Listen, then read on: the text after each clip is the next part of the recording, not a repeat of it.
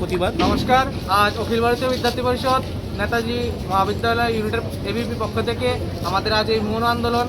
আমরা গত কিছুদিন আগে আমরা একটি আন্দোলন করেছিলাম, যেখানে আমাদের আশ্বাস দিয়েছিল যে খুব শীঘ্রই ছাত্রীদের এবং যে সমস্যাগুলির সমাধান হবে। কিন্তু ত্রিপুরা ইউনিভার্সিটির যে একটা নতুন একটা তাদের একটা যে ফর্ম দেওয়া হয়েছে স্টুডেন্টকে, যারা ফর্মগুলো ফিল আপ করে তারপর তারা রিসেপশনে দিতে হবে, কিন্তু তাদের স্টুডেন্টরা আরও হয়রানি বেশি হচ্ছে।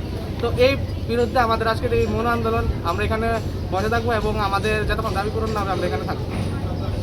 মূলত কটা দাবি নিয়ে আপনাদের আন্দোলন? আমাদের মূলত 4-5টা দাবি নিয়ে আন্দোলন, যেমন ফর্ম ফিল আপ, ছাত্রছাত্রীদের যে প্রেজেন্ট থাকা সত্ত্বেও অ্যাবসেন্ট, এবং তারা যে মার্ক প্রাপ্য কিন্তু প্রাপ্য সত্ত্বেও তাদের মার্ক 0 দেওয়া হয়েছে।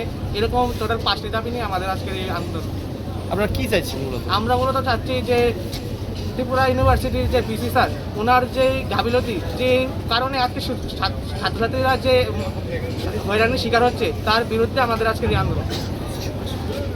আন্দোলনটা কোথায় করছেন আপনারা? আমরা আজকে আন্দোলনটি নেতাজি সুভাষ মহাবিদ্যালয় প্রাঙ্গণে করছি। কার উদ্যোগে আন্দোলনটা হচ্ছে আজকে? ত্রিপুরা ইউনিভার্সিটির পিসি স্যারের বিরুদ্ধে।